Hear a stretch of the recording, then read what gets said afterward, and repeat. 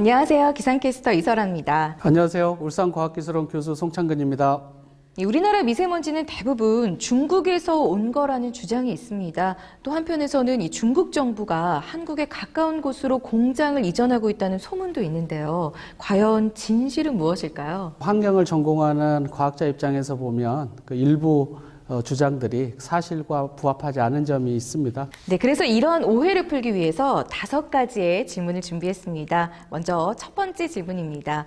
이 미세먼지 원인과 관련해서 가장 흔하게 들리는 얘기인 것 같은데요. 이 미세먼지는 전부 중국의 영향 때문인가요? 미세먼지로 뿌연 하늘을 보면 가슴이 답답하시죠? 측정 장비를 이용해서 이제 미세먼지 성분을 분석하는 게 일단은 가능합니다. 그런데 황성분이 많은 미세먼지가 있다고 한번 가정을 해 보시죠. 석탄에 황이 들어 있으니까 이 미세먼지가 보통 석탄 발전소에서 배출됐을 거라고 짐작을 하겠죠. 그런데 이제 이게 기술적으로 우리나라 석탄 발전소에서 배출된 미세먼지인지 그리고 중국의 석탄 발전소에서 배출된 것인지를 판정하는 것은 쉽지 않습니다. 그렇다면 이 결과적으로 우리나라 미세먼지가 국내에서 발생한 건지 국외에서 발생한 건지 정확하게는 알 수 없는 건가요? 과학자들은 컴퓨터 시뮬레이션 기법을 통해서 국내외 영향 중에서 국외 영향을 간접적으로 추정을 합니다. 그래서 추정을 해본 결과 국내 국외 영향이 한 50대 50 정도의 수준으로 밝혀졌습니다. 2016년에 그 미국 항공우주국 나사에서 우리나라 환경부 환경과학원과 같이 국내 대기오염 특성을 규명하기 위한 연구를 진행을 했습니다. 그 결과 국내 비중이 52%, 그리고 국외 비중이 48%로 발표가 되었습니다. 이것은 이제 환경뿐만 아니라 서울시 그리고 아주대 등 다른 기관에서 또 비슷한 수치를 발표했었죠. 국외 비중은 봄철에는 높습니다. 그리고 여름철에는 낮고요. 그리고 지역에 따라서 또 그 비중도 달라지긴 합니다. 교수님 얘기를 듣고 보니까 이 국내 발생 영향과 국외 영향의 차이가 적은 편인 것 같아요. 이렇게 얘기로만 들어서는 쉽게 감이 오지 않는데 혹시 구체적인 사례가 있을까요? 최근 사례를 한번 보여드리겠습니다. 지난 1월 달에 우리나라에 고농도 미세먼지 그 현상이 발생을 했었습니다. 이 당시에 보면은 첫째 날은 국외 비중이 국내 비중보다 높았습니다. 근데 두 번째 날은 국내 비중이 오히려 더 높아졌어요. 그 원인은 둘째 날에 바람이 거의 없는 상태에서 국내에서 배출된 미세먼지가 정체돼서 쌓였기 때문이죠. 이러한 사례는 굉장히 중요한 그 시사점을 저희들한테 주고 있는데요. 미세먼지 원인이 국내 영향과 국외 영향 그리고 기상 요인들 이런 세 가지가 복합적으로 작용한다는 점입니다. 그래서 국내 영향이나 기상 요인을 고려하지 않고 중국 영향만 이야기할 수는 없는 이유가 되겠습니다. 네, 그렇습니다. 이렇게 국외 영향, 국내 영향, 기상 요인이 복합적으로 작용한 결과라면 이 중국 탓이라고만은 할 수가 없을 것 같습니다.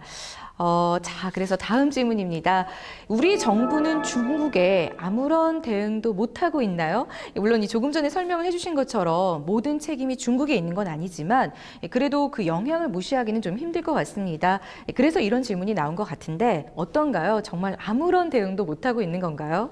우리나라 정부도 노력을 하고 있죠. 그래서 대답은 노라고 말씀드릴 수 있겠고요. 구체적인 설명에 앞서서 몇 가지 사례를 좀 소개해 드릴게요. 1940년도에 캐나다의 트레일 재련소라는 곳이 있는데요. 여기서는 오염물질 배출 책임을 물어서 그 미국 워싱턴주의 농민들에게 실제 이 회사에서 보상을 했습니다. 이처럼 원인이 명확하고 어떤 기업을 특정할 수 있다면 이것은 이제 책임을 물을 수가 있는 거죠. 그렇지만 대기오염 때문에 상대 국가의 책임을 인정한 사례는 아직까지는 없습니다. 먼 거리를 이동한 대기오염 물질이 정확한 그런 어떤 인과관계 규명이 쉽지가 않고요. 그리고 과학적 근거를 찾기가 어렵기 때문입니다. 그러면은 어떻게 해야 되는 거죠? 이 피해 보상까지는 아니더라도 실질적인 조치는 좀 있어야 될 것 같은데. 국가 간의 대기오염 문제를 좀 현명하게 풀어나간 대표적인 사례가 한 두어 가지 있는데요. 하나는 그 유럽의 대기질 협약입니다. 그리고 또 하나는 미국과 캐나다 간에 맺어진 대기질 협약입니다. 이들 두 개의 협약은 항의나 분쟁 이런 것보다는 한 10년 정도의 아주 지속된 공동 연구와 장기간의 논의, 협의를 통해서 진행을 해가지고 서로 윈윈하는 이런 결과를 얻었습니다. 국내 사례도 하나 말씀드리겠습니다. 지난해 12월 14일 날 그 한중 정상이 만나서 미세먼지 문제를 논의하셨습니다. 그리고 올해 3월에는 문재인 대통령께서 중국 특사인 양재츠 국무위원에게 국내 대기 오염 미세먼지 발생에 대한 중국 요인이 있음을 또 언급하셨거든요. 그때 양재츠 위원께서는 한중 환경협력센터의 조기 출범을 약속하셨습니다. 이처럼 한중 양국은 지금 현재 공동 연구 그리고 기술 협력을 확대해 나가고 있습니다. 그래서 단기적으로는 한중 양국의 상호 신뢰가 쌓이도록 좀 노력을 하는 게 좋겠고요. 그리고 장기적으로는 이러한 상호 신뢰를 바탕으로 동북아 미세먼지 협약을 체결하는 쪽으로 가는 게 바람직해 보입니다. 네, 이어서 세 번째 질문입니다. 이 질문과 관련된 뉴스는 저도 좀 많이 접했어요. 이 베이징의 공장들을 우리나라의 가까운 산둥성으로 옮긴다는 거, 이게 사실일까요? 국민들께서 이 부분 많이 걱정하고 계시는데요. 사실과 좀 차이가 있습니다. 중국은 2014년부터 우리나라와 마찬가지로 대도시의 집중 현상을 막기 위해서 베이징의 기업 물류단지를 베이징 인근으로 이전 중에 있습니다. 그래서 옆 그림을 보시면 공장이 이전한 지역은 베이징을 둘러싸고 있는 허베이성입니다. 그리고 베이징에서 멀리 떨어진 산둥성은 이전 지역이 아닌 걸로 밝혀졌습니다. 그렇다면 이거는 어떤가요? 좀 비슷한 질문인 것 같은데요. 이 중국이 동부 연안에 소각장을 대거 설치한다는 소문도 있더라고요. 그러면 간단한 질문 하나 드려볼게요. 서울에서 발생한 쓰레기를 부산에서 소각할 수 있을까요? 그렇게 멀리까지 가져가는 거는 너무 비효율적인 것 같은데. 그렇죠. 그래서 이제 운반비가 더 많이 든다는 이야기죠. 그래서 소각장은 기본적으로 각 지역에서 발생한 쓰레기를 처리하는 시설입니다. 그래서 이처럼 조금만 생각해 보면 이제 중국 전역에서 발생한 쓰레기를 처리하기 위해서 특정 지역에 소각장을 집중적으로 설치할 수는 없다는 거죠.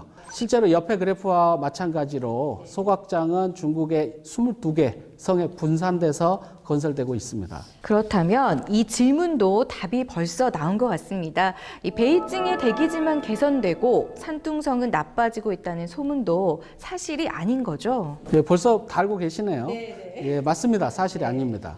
중국 정부가 발표한 그 대기 오염 데이터와 그리고 중국의 내에 위치한 미국 대사관, 영사관에서 측정한 데이터를 보면은 금방 확인할 수가 있는데요.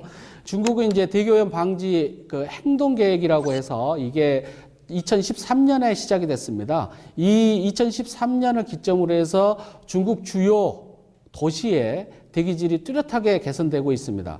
물론 이제 아직 미세먼지 농도가 높긴 합니다. 그렇지만 산둥성의 미세먼지 농도가 중국 베이징, 허베이성과 같이 지속적으로 낮아지는 것은 개선되고 있다는 것을 확인할 수 있는 거죠. 지금까지 울산과학기술원 송창근 교수님과 함께 중국과 관련된 미세먼지에 대한 대표적인 오해 5가지를 살펴봤습니다. 사실 저 역시 미세먼지와 관련해서는 대부분을 중국 탓이라고 생각을 했었거든요. 국외에서 상당량의 미세먼지가 넘어오는 것은 맞습니다. 그렇지만 중국의 미세먼지 농도가 개선되고 있는 것도 사실입니다. 궁극적으로는 국내에서 발생한 미세먼지를 줄여나가는 노력을 우리가 기울이면서요. 중국과의 협력을 동시에 병행해서 진행하는 게 맞는 것 같습니다. 네, 그렇습니다. 이 국민과 기업, 정부가 힘을 모아 이 미세먼지 발생을 최대한 줄여나가는 게 그 과제라고 할 수가 있겠습니다. 지금까지 울산과학기술원의 송창근 교수, 그리고 저는 기상캐스터 이설아였습니다.